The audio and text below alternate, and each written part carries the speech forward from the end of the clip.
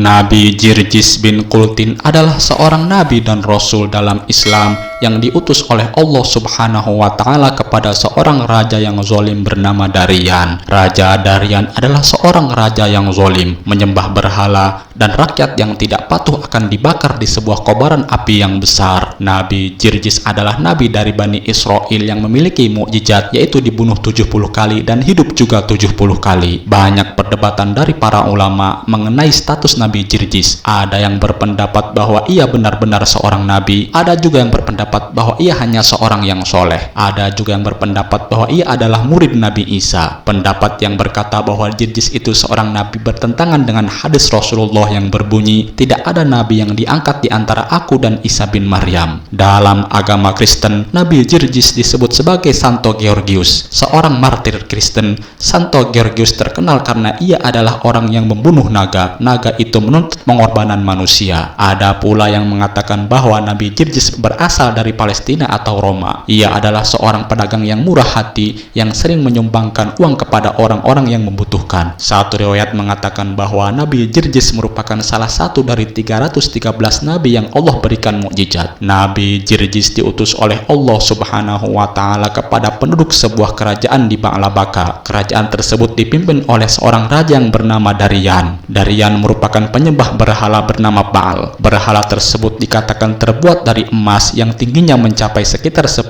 meter. Berhala ini memiliki 4 wajah yang masing-masing menghadap tiap penjuru mata angin. Nabi Jirjis terkenal dengan kisahnya bersama raja yang zalim bernama Raja Darian. Suatu hari Nabi Jirjis mendatangi sang raja dan berkata, "Mengapa engkau tunduk menyembah kepada berhala yang tidak dapat mendengar, melihat, dan memberi kekayaan kepadamu?" Lalu sang raja yang zalim menjawab, "Sesungguhnya harta dan tahta kerajaan serta seluruh nikmat kemegahan ini aku peroleh sejak menyembah berhala-berhala ini, dan aku tidak melihat kesenangan pada dirimu sebagai hasil dari penyembahanmu pada Tuhan yang engkau agung-agungkan itu." Kemudian Nabi Jirjis menjawab, "Sesungguhnya segala nikmat dan kesenangan duniawi akan sirna, sedangkan nikmat akhirat yang Allah anugerahkan kepadaku akan kekal." Lalu mereka berdebat, perdebatan mereka semakin sengit. Lalu Raja Darian murka dan memerintahkan pengawalnya untuk menyiksa Nabi Jirjis. Lalu Raja Darian memerintahkan pengawalnya untuk menyiram beliau dengan air panas mendidih yang dicampuri dedaunan hingga kulitnya mengelepuh. Daging Nabi Jirjis diiris-iris hingga terlihat tulang dan Nabi Jirjis pun wafat. Tetapi Nabi Jirjis bangkit atau hidup kembali dan rupanya lebih menawan daripada rupa sebelumnya. Raja Darian memerintahkan para pengawal untuk mengambil pasak besi. Kakinya diikat dan direntangkan. Pasak besi yang berjumlah 6 ditancapkan pada tubuh beliau. Nabi Jirjis pun meninggal dengan keadaan yang mengenaskan. Nabi Jirjis untuk kedua kalinya oleh Allah Subhanahu wa Ta'ala dihidupkan kembali. Lalu Nabi Jirjis berteriak pada Raja Darian, "Wahai zalim, katakanlah tiada Tuhan selain Allah." Lalu Raja Darian semakin murka dan menyiapkan sebuah belaga besar. Belaga itu diisi air yang bergolak. Nabi Jirjis dilempar dan direbus di dalamnya. Nabi Jirjis untuk ketiga kalinya bangkit. Telah ada 70 kali sampai 100 kali siksaan kepada Nabi Jirjis, tetapi setiap kewafatannya Allah selalu menghidupkan kembali. Raja Darian kewalahan dan kehabisan akal. Sang raja berkata, "Wahai Jirjis, jika engkau menataatiku, aku akan menataatimu. Sembahlah berhalaku sekali saja, maka aku akan menyembah Tuhanmu." Nabi Jirjis terdiam tak menyahut, sampai-sampai ada seorang laki-laki yang berpikir bahwa Nabi Jirjis akan menerima tawaran tersebut. Raja Darian mengajak dan berkata kepada Nabi Jirjis, "Aku telah menyiksamu berkali-kali dengan berbagai siksaan. Sekarang marilah ke rumahku untuk menghilangkan keletihanmu malam ini." Nabi Jirjis mengikuti Raja Darian ke rumahnya. Di sana Nabi Jirjis mendirikan sholat dan membaca kitab Zabur. Suara Nabi Jirjis membaca kitab Zabur membuat istri Raja Darian tersentuh dan menangis. Istri Raja Darian pun secara diam-diam masuk Islam. Besoknya Nabi Jirjis kembali ditawari sang Raja Darian untuk bersujud di depan berhala sang raja. Nabi Jirjis menolak. Lalu beliau diasingkan ke sebuah gubuk yang ditinggali oleh nenek tua pikun dan putranya yang buta, tuli, dan bisu. Nabi Jirjis tidak diberikan makan dan minum oleh prajurit kerajaan. Lalu Nabi Jirjis berdoa kepada Allah untuk meminta makanan. Lalu tiang kayu rumah itu tumbuh, menghijau, dan mengeluarkan buah yang bisa mereka makan. Melihat mukjizat itu, Nabi Jirjis dipinta oleh nenek-nenek tersebut untuk untuk menyembuhkan putranya. Lalu Nabi Jirjis berdoa kepada Allah untuk kesembuhan putra nenek itu, dan putra nenek itu sembuh dari segala penyakitnya. Nabi Jirjis berkata kepada putra nenek itu, datanglah ke tempat-tempat berhala raja, sampaikan kepada mereka bahwa Jirjis mengundang mereka. Tiba-tiba 70 berhala mencabut diri mereka dan pergi. Lalu mereka sampai di halaman rumah nenek tersebut. Lalu Nabi Jirjis memberikan isyarat kepada bumi untuk menjejakkan kaki. Lalu tanah terbelah dan menelan 70